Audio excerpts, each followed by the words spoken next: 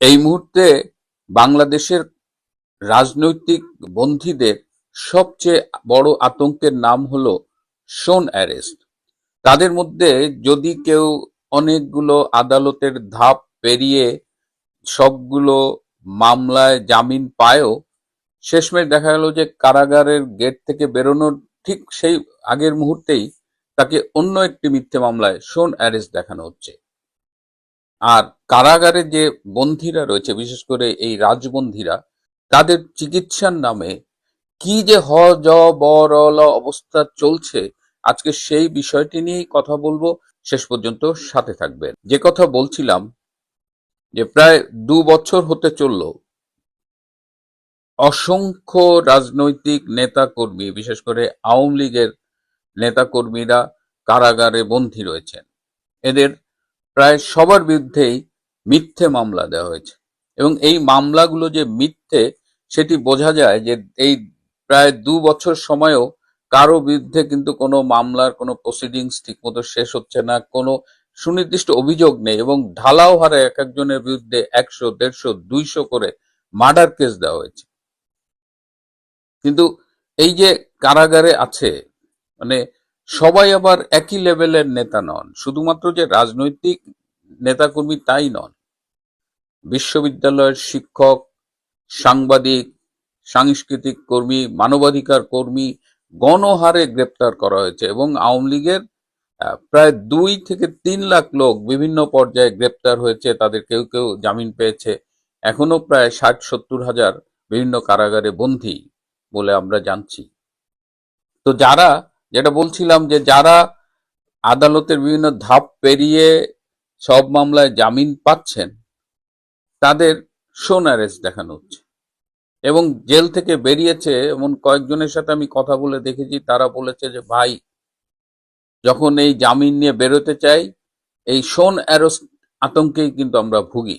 এবং এই যে ধরেন আইনি প্রক্রিয়া, জেলের ভেতরে যারা গেছেন তাদের তো প্রচুর টাকা পয়সা খরচ করতে হয়, মানে প্রত্যেকটা পদে পদে, এই যে আদালতে যাচ্ছে একটা মিনারেল ওয়াটার দিবে, সেইটার জন্য 500 টাকা নেওয়া হয়। তো এরকম, তারপরে বলছে যে আমাদের একদম বন্দি হওয়া থেকে এই আইনি প্রক্রিয়া সবকিছু মিলে যত খরচ হয়, ওই জামিন পেয়ে কারাগারের গেট পেরোতেও তার চেয়ে বেশি টাকা খরচ হয়। তার মানে যখন আপনি জামিন পেয়ে বেরোবেন, তখন অসংখ্য লোককে আপনার ঘুষ দিতে হবে। সেটা যদি না দেন, তাহলে আপনি শোন অ্যারেস্ট। এখন এটা কি শুধুমাত্র ওই কারাগারের ইন্টারনাল বা লোকাল ডিসিশন, নাকি এইটা সরকারের সিদ্ধান্ত, নাকি এটা যুগপৎ সরকার এবং লোকাল অ্যাডমিনিস্ট্রেশনের কম্বাইন্ড ডিসিশন? কেন আজকে হঠাৎ শোন অ্যারেস্টের কথাটা বলছি?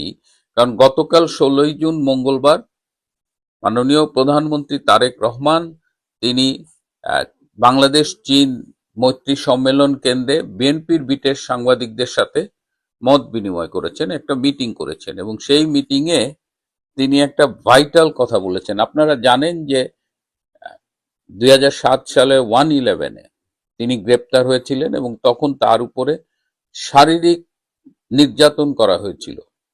সেনাবাহিনীর কিছু সদস্য তাকে এমন ভাবে নির্যাতন করেছিল যে তার পেছনের মেরুদণ্ডের হাড় ভেঙে গিয়েছিল, তিনি নিজেই সেটা বলেছেন।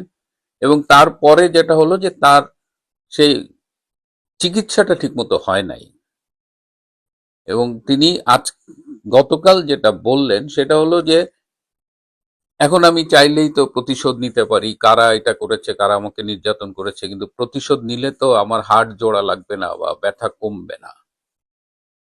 এবং এ কারণে তিনি বলছেন যে প্রতিহিংসার রাজনীতি থেকে বেরিয়ে আসতে হবে, এবং তিনি তার নেতাকর্মীদেরও এই মেসেজটা দিতে চান সাংবাদিকদের মাধ্যমে।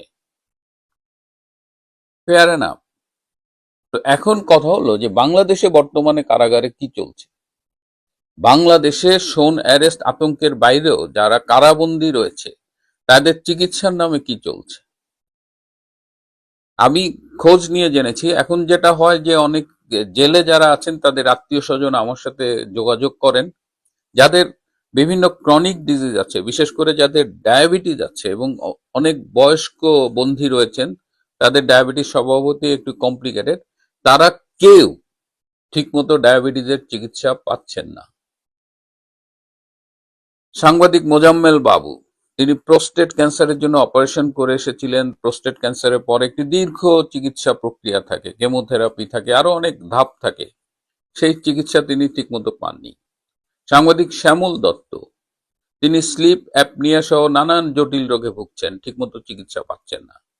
মানবাধিকার কর্মী শাহরিয়ার কবির, তিনি প্রবীণ সিনিয়র রেসিডেন্ট, অনেকগুলো অসুখে ভুগছে, তাকে মানে কোনো লিগাল প্রসিডিংস ছাড়া তাকে মিথ্যা মামলায় আটকিয়ে রাখা হয়েছে। আমির হোসেন আমু, আওয়ামী লীগের সিনিয়র লিডার এবং অত্যন্ত সম্মানিত একজন রাজনৈতিক নেতা, তাকে এই বয়সে মিথ্যা মামলায় কারাগারে ঢুকতে হচ্ছে এবং তার চিকিৎসাও ঠিকমতো হচ্ছে না। আমাদের ডাক্তার মোস্তফা জালাল মহিউদ্দিন, আমি খবর পেলাম যে তিনি যখন কারাগারে ছিলেন তখন তার স্ত্রী মারা গেছে এবং তারপর থেকে তিনি শারীরিকভাবে তো তার অনেকগুলো জটিলতা আছে, তিনি মানসিকভাবেও অনেক জটিলতায় ভুগছেন, মানসিকভাবে ভেঙে পড়েছেন এবং তার আচরণগুলো মানে ইট নিডস ট্রিটমেন্ট, সোজা কথায়। ঢাকা বিশ্ববিদ্যালয়ের প্রফেসর আবুল বারাকাত সব মামলায় জামিন পেলেন, শোন অ্যারেস্ট। প্রাক্তন বিচারপতি খায়রুল সাহেব সব মামলায় জামিন পেলেন, শোন অ্যারেস্ট। ঢাকা বিশ্ববিদ্যালয়ের শিক্ষক প্রফেসর শিবলি রুবায়াত দুদকের মামলায় আটক আছেন, কোনো কোনো ডেভেলপমেন্ট নাই। আমি বুঝতে পারি না যে বিশ্ববিদ্যালয়ের শিক্ষকরা যে আটক আছেন, বর্তমান ঢাকা বিশ্ববিদ্যালয়ের অন্য শিক্ষকরা কি করছেন? তারা কি রাজনৈতিক প্রতিহিংসা প্রতিশোধ নিচ্ছেন? ডক্টর কলিমুল্লাহ, তিনি জামিন পেলেন, এখন তিনি বেরিয়েছেন কিনা এখন পর্যন্ত আমি খবর পাইনি। তো এই যে শোন অ্যারেস্ট, এই যে আইনকে আটকে রাখা, চিকিৎসা বঞ্চিত করা, এটা কি রাজনৈতিক প্রতিহিংসা নয়? মাননীয় প্রধানমন্ত্রী, আপনি যে বলেন প্রতিহিংসা নেওয়া যাবে না, সারা দেশে তৃণমূল থেকে একদম সর্বোচ্চ পর্যায় পর্যন্ত বিএনপির নেতা কর্মীরা যেভাবে প্রতিহিংসা প্রতিশোধের আগুনে জ্বলছে এবং আওয়ামী লীগের নেতা কর্মীদের জীবন ধ্বংস করে দিচ্ছে, কারাগারে চরম নির্যাতন চালাচ্ছে, সেটার ব্যাপারে কি বলবেন? এটাই কি বিএনপি রাজনীতি? মুখে সুন্দর সুন্দর কথা বলবে কিন্তু কাজে তার সম্পূর্ণ বিপরীত। ডাক্তার দীপুমণি, 24 সালের জুলাই মাসে তার ব্যাংককে যাওয়ার কথা ছিল, সব plane ticket booking, hotel reservation, হাসপাতালের অ্যাপয়েন্টমেন্ট সব নেওয়ার কথা ছিল। তার একটা ক্যান্সার সাসপেক্ট করছিল, খবর নিয়ে দেখলাম যে সেই ট্রিটমেন্টের কোনো ফলো আপ নেই। তাহলে এগুলো প্রতিহিংসা নয় তো কি? শোন অ্যারেস্টের নামে কি চলতেছে? এই জায়গা থেকে সরকারের বেরিয়ে আসা উচিত, কারণ ইতিহাস বড় নির্মম। বাংলাদেশে ডক্টর ইউনূস যে ধারাটা চালু করে গেছে প্রতিশোধের, প্রতিহিংসার, এবং বিএনপি এসে সেই ধারাকে আরো বেগবান করেছে, এটা ভবিষ্যতের জন্য কোনো মঙ্গলজনক বার্তা বয়ে আনে না। গতকাল 16ই জুন সংবাদপত্রের জন্য কালো দিবস বলা হয়, কারণ 1975 সালের 16ই জুন বাকশাল সিস্টেমের অধীনে সব পত্রিকাকে বাতিল করে 4টা পত্রিকা জাতীয়ভাবে সরকারিভাবে চালু করা হয়েছিল। এটা আসলে সমাজতন্ত্রের একটা পার্ট। যারা সমাজতান্ত্রিক ব্যবস্থায় যায় তারা সাধারণত এই মিডিয়াকে স্টেট কন্ট্রোল করেন, কিন্তু বঙ্গবন্ধু সরকার এটা নিশ্চিত করেছিলেন যে কোনো সাংবাদিক যেন চাকরি না হারায় বা তার একটা বিকল্প কর্মসংস্থান করেছিলেন, এবং সেই সময় সেই প্রত্যেকটা সংবাদপত্রের স্বাধীনতা ছিল। আজকে বাংলাদেশের সংবাদপত্রের স্বাধীনতা কোথায়?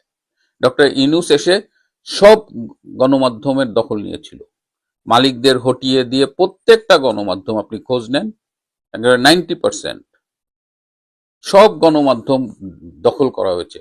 আজকে বাংলাদেশের সত্য কথা বলা যায় না। বাংলাদেশের সত্য কথা বলা যায় না বলেই আজকে আমাদের মতো মানুষ এই ইউটিউবে কথা বলছে, এবং আমরা চেষ্টা করি, আমি পার্সোনালি চেষ্টা করি সর্বোচ্চ সত্য তথ্যটা দেওয়ার জন্য, তারপরেও আমার ভুল হয়। আমি 5 to 10% টাইম আমি যে তথ্যটা দিই, পরে দেখা যায় যে ওই তথ্যটা ঠিক হচ্ছে না।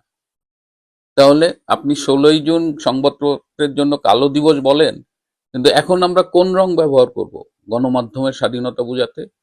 ডার্ক ব্ল্যাক, এর চেয়ে কালো তো হতে পারে না।